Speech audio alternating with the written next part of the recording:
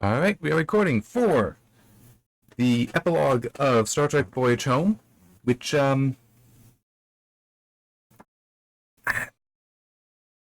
it's okay. I mean, some of it is nice. Like Spock tells a joke, so I do appreciate that. Um, yeah, let me just go through. There is still. I mean, I had to put a note in here. I'll just say it. We don't get a reconciliation with Savick, which does disappoint me because I really would have liked something since when Spock left Vulcan, where she was, there was no indication that he had any. Well, no, it said he had no memory of her. It's like, I know I should know her, but I don't. Oh, well, moving on.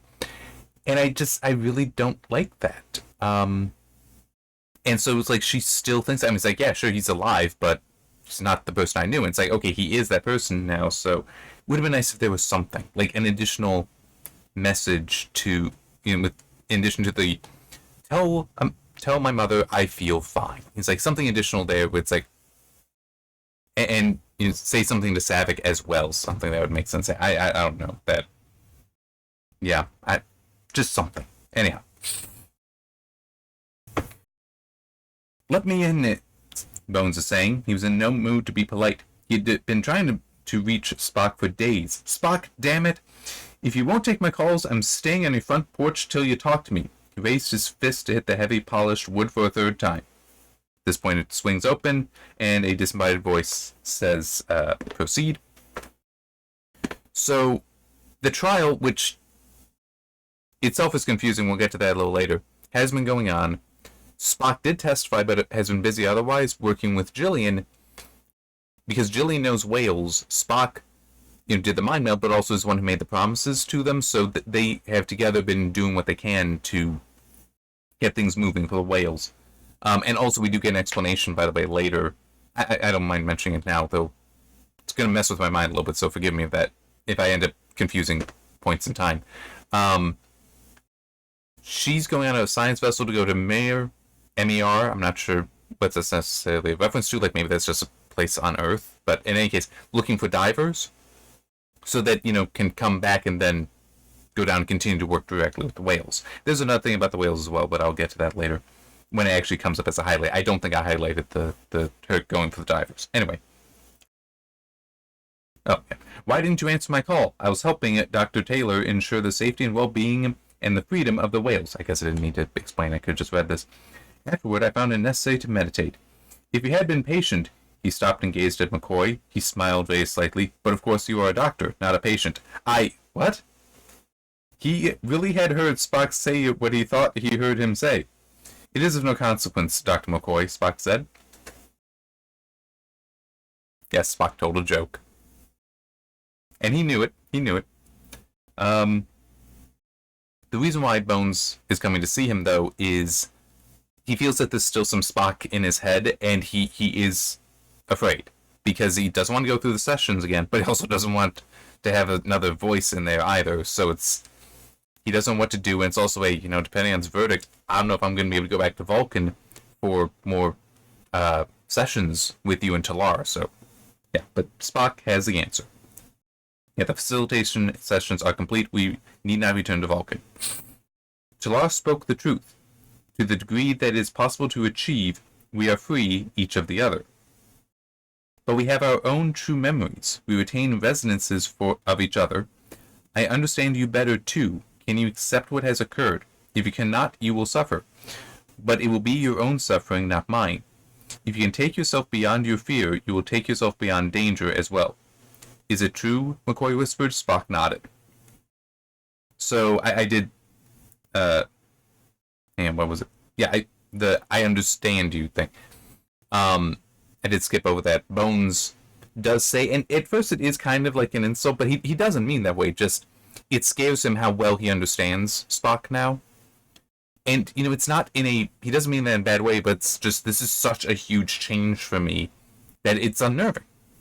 And Spock's basically just saying, with the true memories and the resonances, it's like, dude, we know each other. We are friends. We kind of understand how each other think. The resonances, the leftover stuff from this having happened, just means we know that better. if you can just accept that we basically just know each other even better than we did before, you'll be fine. But if you think that something has changed that's to worry you, you're going to worry yourself to death. At least that's my interpretation of what's going on, of what's going on here. Especially with how he says we have our true memories. That's like, dude, we are friends. We have been for years. We understand each other already. I mean, that's what your problem is. You're confusing what you just do understand about me with what you think you're not supposed to understand about me, but do. So, anyhow.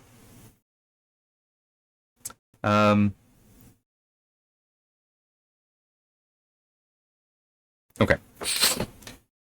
So now, with that resolved, we get the rest of the crew that's just waiting in an anteroom before going in to hear the verdict, which, the way the court-martial is going makes very little sense. Also, yeah, that's true, it's not a court-martial.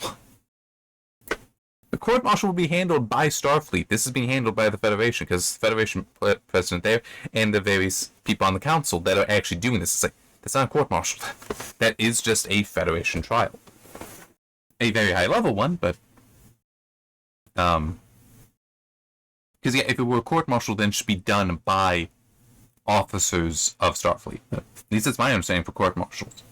You don't pull out an actual judge for court-martials, my understanding. It is officers, because it's all handled internally, which pros and cons to that. Anyway. Okay, yeah, this is Kirk. I can't believe this is happening, he thought angrily. After all we've been through, I can't believe it. Starfleet still insists on a court-martial. Really? You earned it. I mean, it is entirely appropriate, dude. You absolutely deserve to be court-martialed. That doesn't mean you deserve to be found guilty. That's a different discussion. But there's a list of charges against you. They kind of had to because of the whole Klingon nonsense. But still, it's like, this is entirely appropriate that you are court-martialed. Why do you think that, oh, I saved the planet, I should get special treatment for that? Like, and just have it all erased. It's like, no, dude. That's not how that works. Especially because you were already summoned to it. It already started. Okay? Do you have any idea how hard it is to undo paperwork and you think the Federation isn't a bureaucracy? Come on. We also do get here that Carol is still not speaking, well, still not accepting his calls. And she has been remaining on Delta. And it's just like, okay, and by the way, it does mention that, it doesn't name it, but he does have a crepe, although it's not up high, it's on his cuff, for mourning David. And it's like, okay, it's been 3 months. I get that now is when he can actually be calming down, but is 3 months too long? I don't know, but in any case.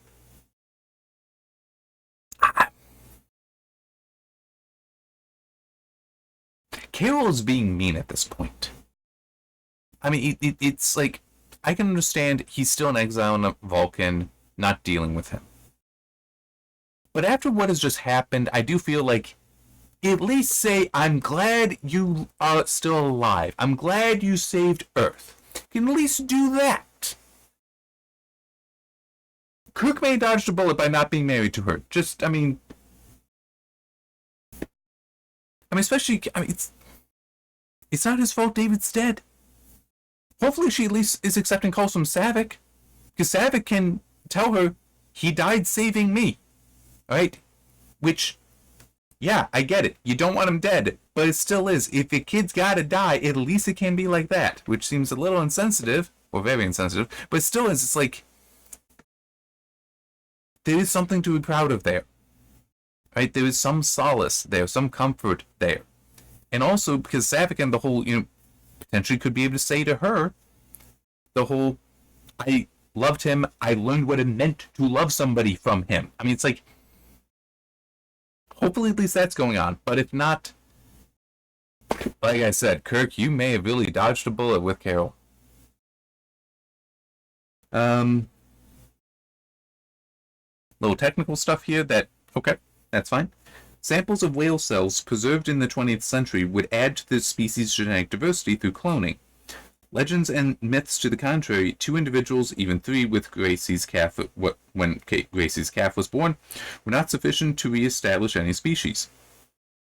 the whales would never again be hunted, and their freedom would never again be curtailed. So, okay, that works as a way to increase the genetic diversity. Yeah, that if you still have, and they would have, because like any whale bones and such, potentially they might be able to recover genetic information from that. It also, depending, might be able to, if they have samples of other species, might be able to do that as well.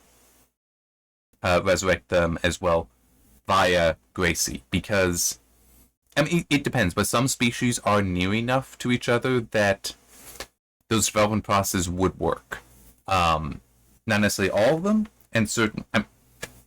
It's also a, like, if blue whale calves are real big, then no, Gracie wouldn't be able to help with that. But maybe other whales. So, yeah. Then we get this with Sulu, which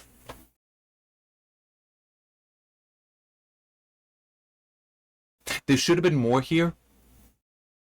What is here is good, but there should have been more. So let me read the, well, okay, yeah, so they're all there. Kirk's thinking, they're all doing the things.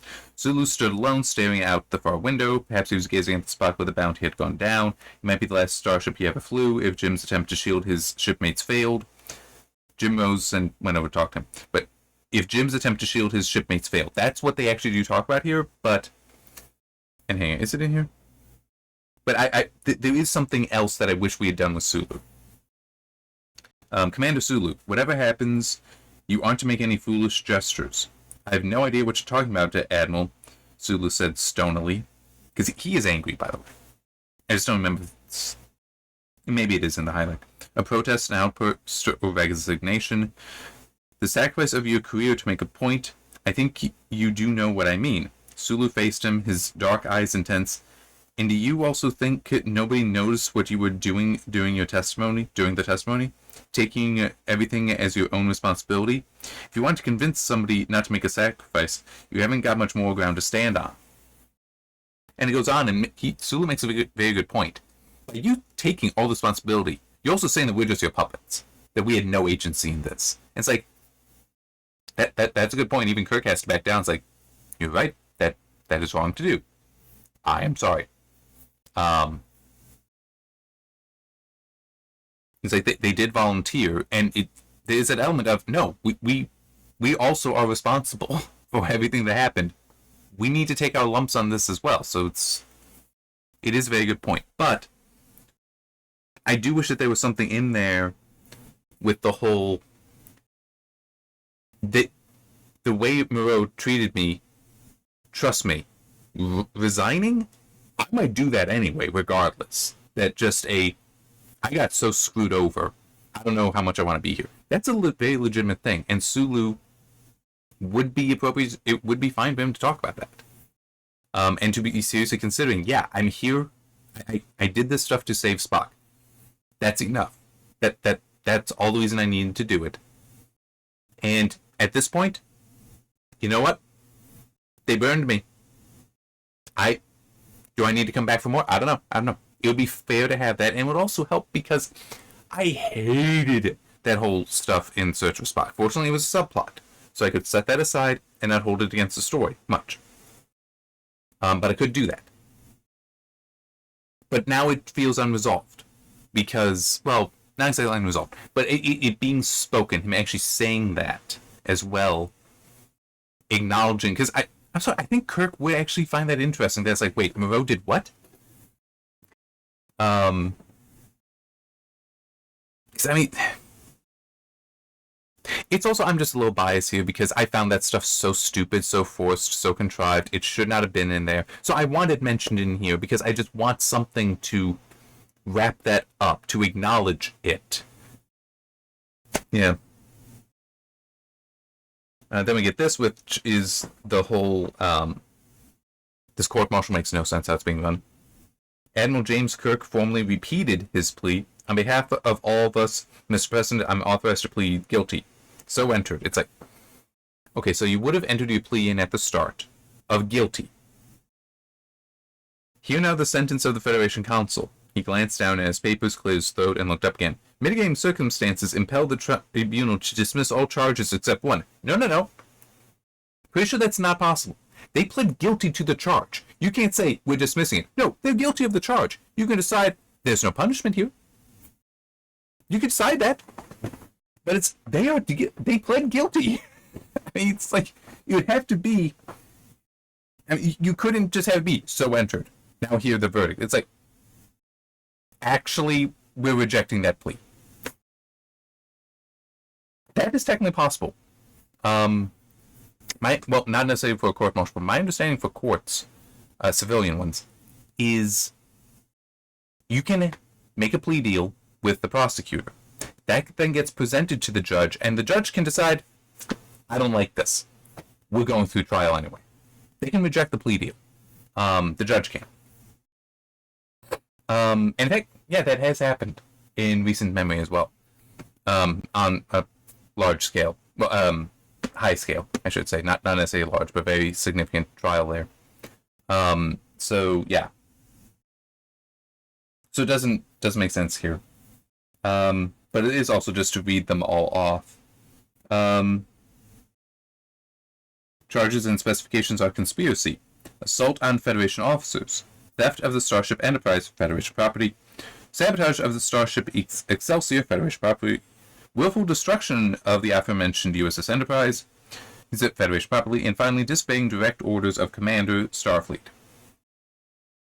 And it's like, yeah, we're dismissing all that stuff because, mitigating circumstances. And I mean, this is also why I think if Sulu had said something, because the bulk of that is, if Moreau weren't an asshole, would have been better. Would have worked out better, but instead.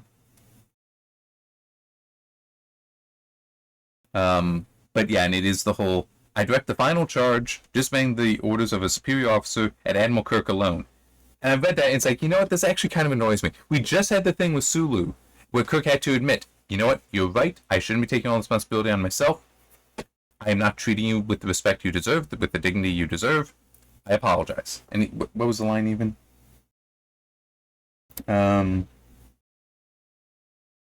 No, you're right, what we did, none of us could have done alone, which, a little silly response there, but anyway. Commander Sulu, I won't discount the participation or the responsibility of my officers again. And then it's like, yeah, so we're only going to blame Kirk, so it's only Kirk we're finding guilty of any of this. It's like, you just had this speech. You just had this conversation, and now it's like, yeah, it's still only Kirk.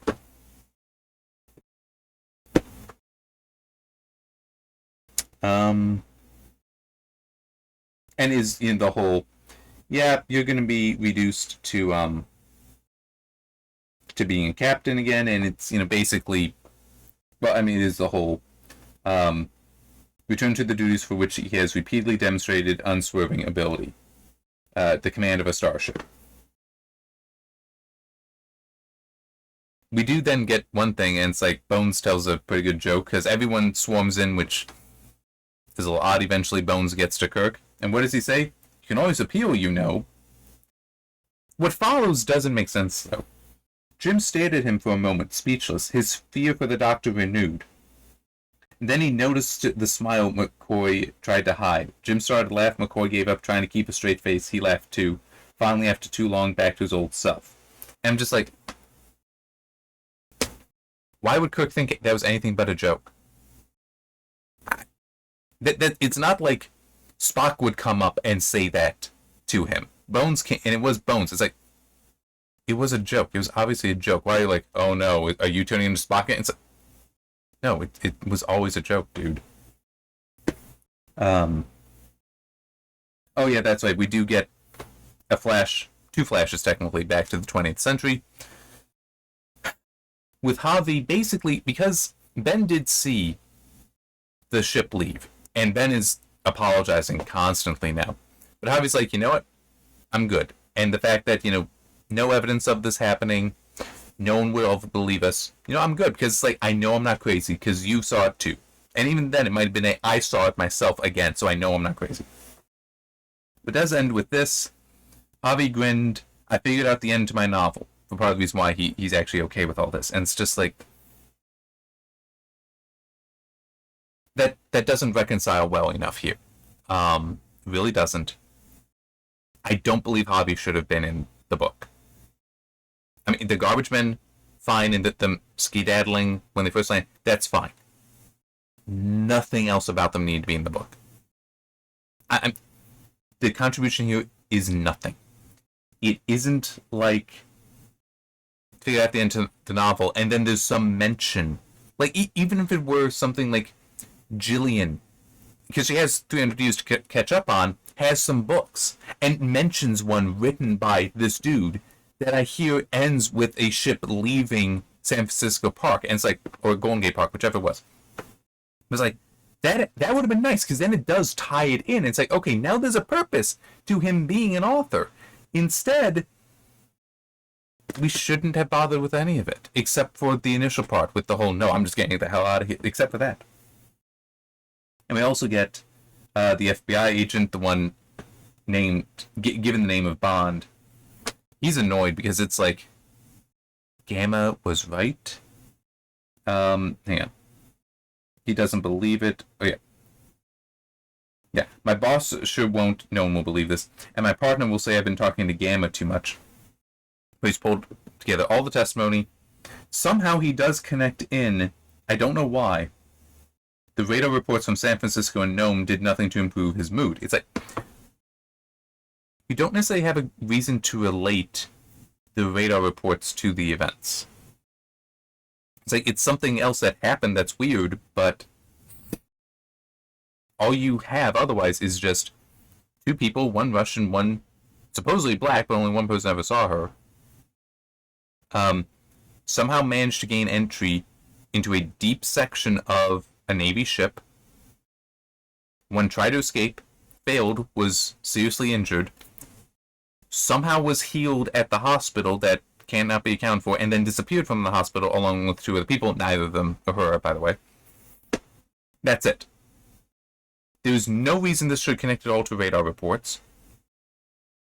And the fact that there is no damage, I mean, in theory it should just trigger a manhunt, but it still is they escaped from an elevator in motion. It could, and the fact that, Gamma and all the weird stuff, it could just be we're just sweeping this under the rug. But there's also, they technically should be diving and find the phaser and the communicator, but I mean, it still is he pulls it all together and he files it in the circular file, meaning he's just throwing it in the trash. And it's like, I can understand the impulse. It's inappropriate. But it's just, I guess it's nice to have it, but I almost feel like it should have been more like after this, and was more of like Gamma calling in and messing with him a little bit, or even like Gamma calling in being like, did you find them? Find who? The Russian and the Black South African. Who are you talking about? And just like keep it at that and just like string him on, because like there's no way Bond is gonna say, yeah, we did. Yeah, we ran into the Russians. Like there's no way he can do that. But just like do that and maybe mess with Gamma a little. Something like that would have been fine. But anyway.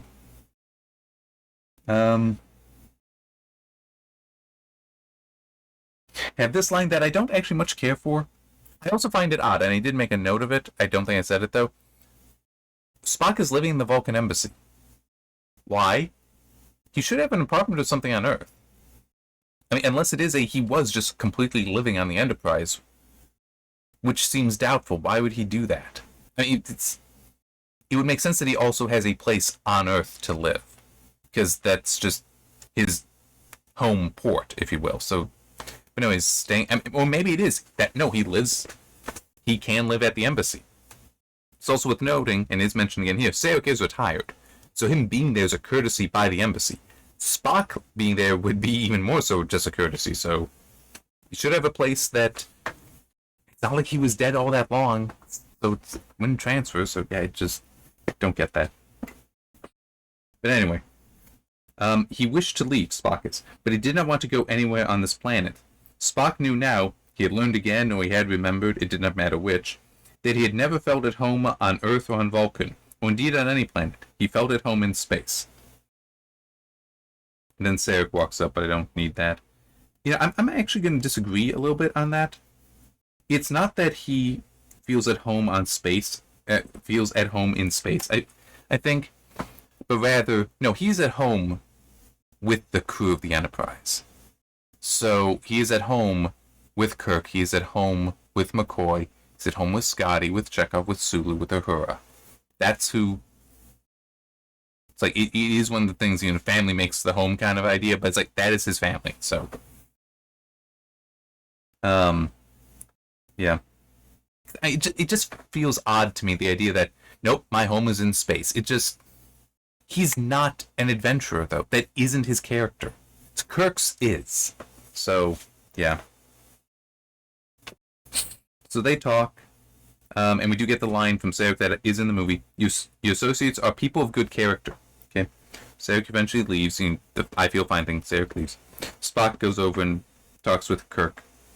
Sarek offered you a compliment, Spock said. Oh, really? What might that be? He said you were of good character. Kirk stopped, nonplussed, then recovered himself. Sarek is getting effusive in his retirement, Kirk said. I wonder what I did after all these years to make him come to that conclusion. Spock felt astonished that Captain Kirk did not understand. Captain, Jim, he said in protest. Then he noted James Kirk's smile. Solemnly he replied, I'm sure that I do not know. Jim Kirk began to laugh. It's like, you could have put that in the movie. I like that. There's a good line there. So one thing that... Crap, now I don't remember. Was this chapter or the previous chapter? But I highlighted this, because either way. They passed the Saratoga, so they're in a shuttlecraft in space dock, going to whatever their new ship is. Yeah, they passed the Saratoga, being towed in for inspection. And it was mentioned before when the probe was leaving, either the end of chapter 12 or... chapter 13 or the beginning of... No, it had to have been the end of chapter 13, I think. Anyway, that they were disabled. The ships were disabled, not damaged, so there were very few casualties. So, how much of the Starfleet now is knocked out? Like, they should be in a very weakened state at this moment. Yes, they have other ships, but it's still... The Enterprise was lost. A whole bunch of ships, including Excelsior, are disabled. And Saratoga needing to be towed from near the Romulan border all the way in. It's like, that's not great. Now, true, in theory, the Romulans also weakened because the probe went through there. But what about the Klingons? This would be a time for them to attack. So, yeah, I feel like that's an issue. That is like, this is kind of significant. Okay. So as they're going, McCoy makes a comment about how we're going to get afraid, kind of thing. Jim remained silent, but he tightened his hand around the envelope of thick, textured paper that he carried. The envelope held written orders, not a computer memory chip, and by that alone, Jim knew that the orders were something very special. But he was forbidden to break the holographic epoxy of the Starfleet seal until he had accepted his new command and taken it beyond the solar system. He turned the envelope over and over, then pulled his attention back to the conversation. And Sulu has the whole, I'm hoping it's Excelsior, and, Scotty objects to that. And I mean, to be fair, I get why Scotty is going to argue that, but even he, in Search for Spock, was like, this is a better ship than I really want to admit. And it's like, I get it, Scotty, but dude, relax. I mean, it doesn't have to be, well, a ship's a ship. It's a good ship, okay? It is. And as they do approach it, Kirk's even thinking, what is Sulu going to think about having to serve under me when on that? Yeah. By the way, he's continuing to be referred to as Commander Sulu, so yeah, I don't think he ever actually achieved the rank of captain in this, up to this point. Which, as I said in Search for Spock, makes a little bit of sense if it is, because though he pulled his name off the captain's list, I don't think that makes sense. But anyway, it's what does that even mean? Anyhow, but I think that what makes sense is he is a commander until he formally takes the captaincy of Excelsior. That would make sense. So he's never actually been captain. He has not achieved that rank because he never formally achieved command of Excelsior. Which is nonsense because of Captain Decker technically not... Well, he had command of the Enterprise when it was undergoing the refit. Excelsior being built should still need a captain, which would be Sulu, just like the Enterprise for the refit had Decker as none of it makes sense. That's why I really don't like that, but anyhow. As they're going, they actually see somebody painting, doing the finishing touches for the A for the USS Enterprise NCC 1701A. Which, I mean, that's neat, don't get me wrong. Oh, yeah, we get the error again. A Constellation class starship. No, Constitution class. Vonda, and your editor. How do you mess this up? And this is twice. I don't remember if the other time is referred to as a Constellation class was in this or in Search for Spock. Either way, it's still wrong. I'm just trying to think if there's anything else right here. Nothing really coming to mind, though. But yeah, at the end, everyone's in their seats. Course Captain, Chekhov said. Beside Jim, McCoy grinned. That away, Mr. Chekhov, the doctor said. Spock glanced up from the science station. That is, I trust, a technical term. Which is technically calling back to, oh crap, which one was it? The motion picture is when you get Kirk at the end going, that away. When he's... I'm sorry, that did end with him actually stealing the Enterprise. That is what he did there. But then also Wrath of Khan, because when they were first leaving space stock, and Saavik asked for the course, Spock then said, that away. And now we get McCoy doing it as well. So that is kind of neat how we end up getting all three doing that. And also still the joke of, I hope that has a technical meaning, or whatever the exact line was, but yeah. Alright, hang on, I just need to do a little bit of management here. I can try to talk as I go, though.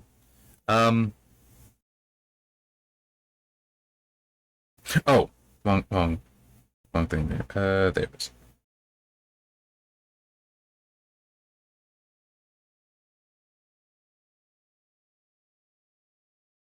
Mark has finished.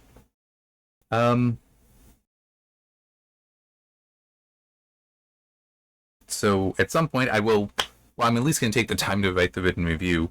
But next will be Star Trek V, which kind of looks lousy, but whatever. I mean, it's not showing up that well on the color e-ink, which is fine. How am I going to categorize this?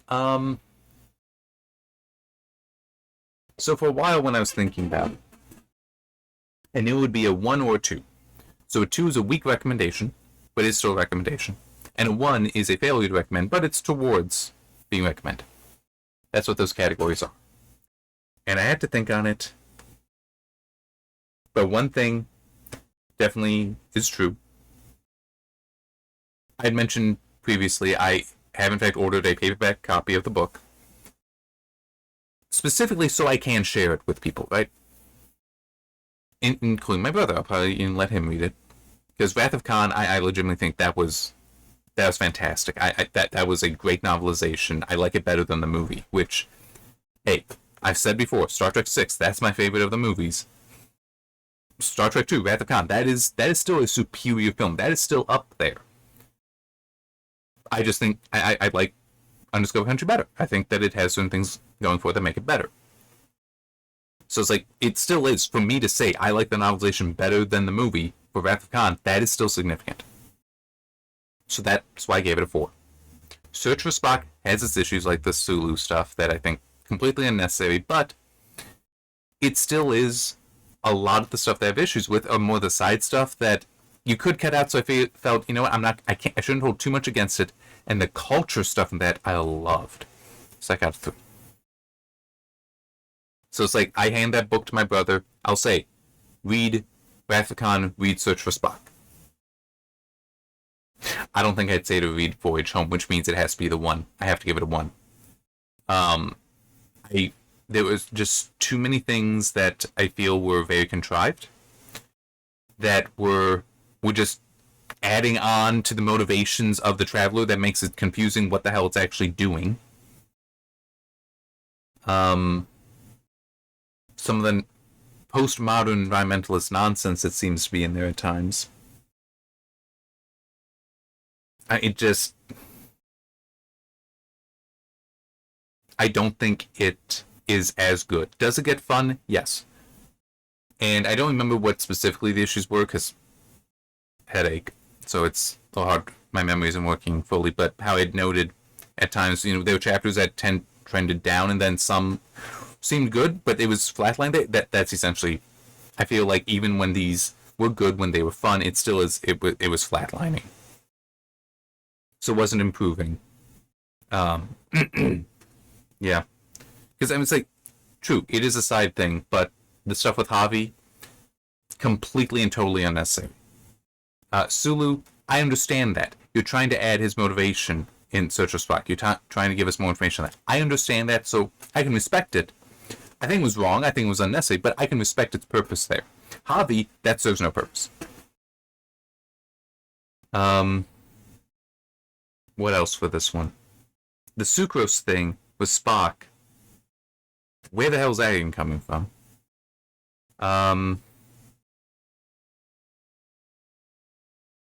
So it is just a little hard to think through some of it. The not really getting to have Carol reconcile with Kirk at all, even just to mourn together. I don't like that. I understand, but yeah, no, it is a 1. I have to fail to recommend it. Which I mean, hey, I'm not recommending against it. Which Star Trek 5, maybe. That I really don't know what to expect for that one, because there is a way to defend the movie. It's not great, but there's a defense for it, and that is if you interpret it as Shatner, because he came up with the story, and I think he directed it as well. Let me quickly look. Hang on.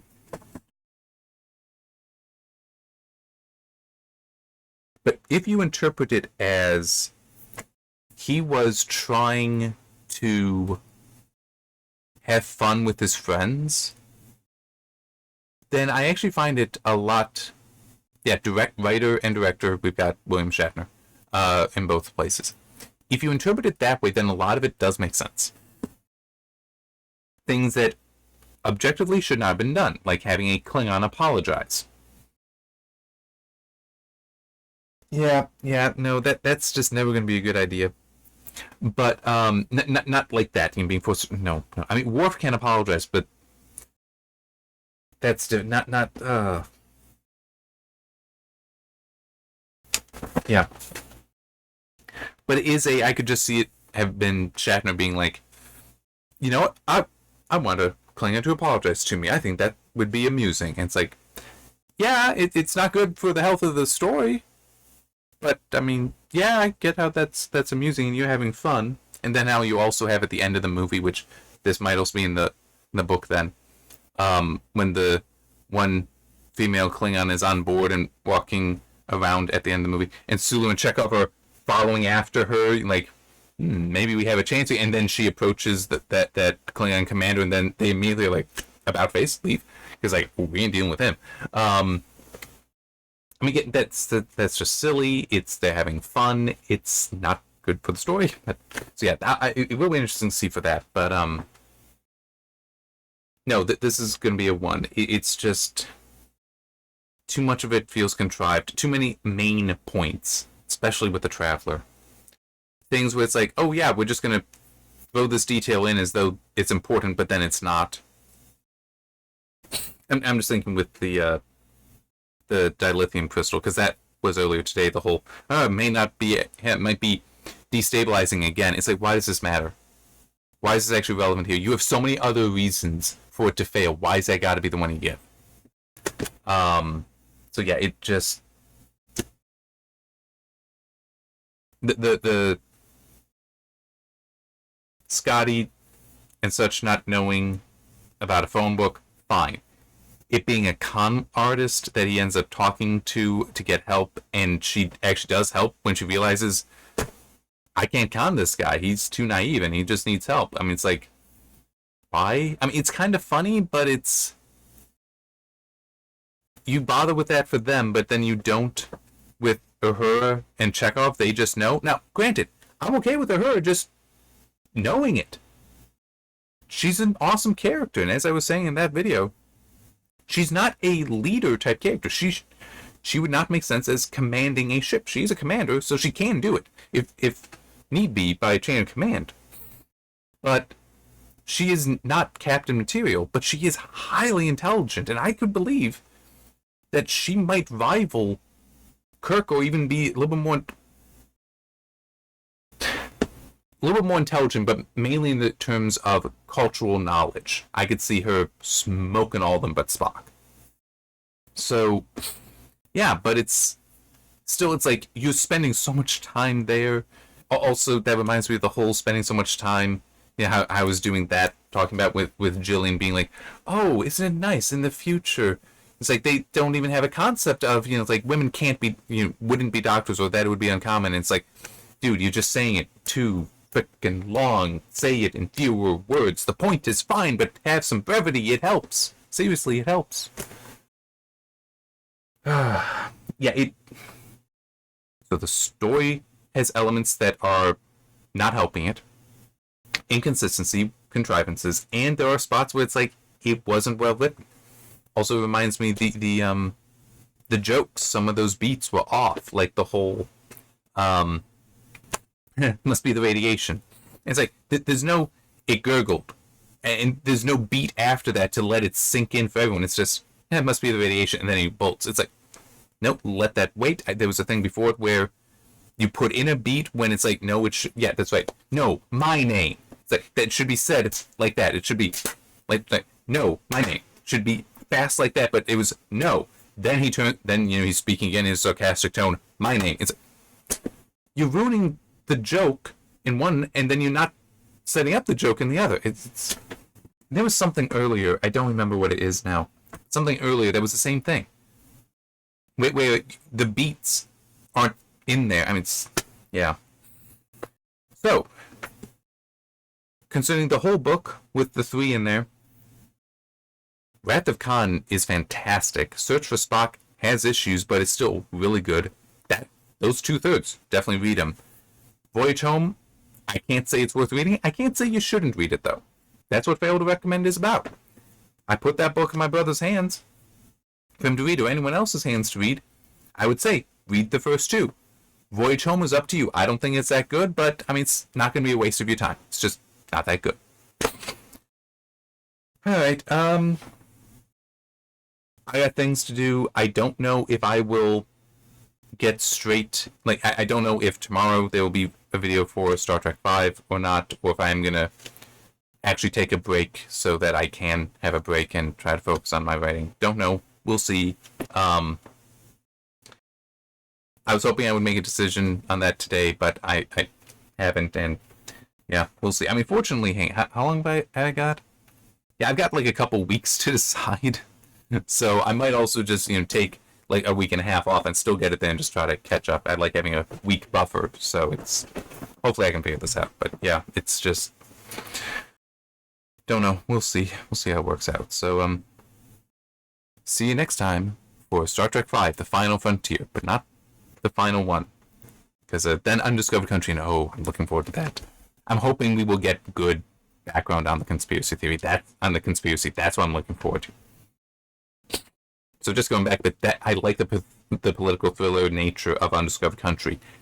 I like political thrillers of that character. Well, I'm saying I like those. That's probably the reason why I like Undiscovered Country better than Wrath of Khan. So just to clarify, if anyone was wondering. So yes, I'm very much looking forward to that. I'm going to get there, and it's going to be so cool. All right. Well, so cool to learn. So anyway, see you next time.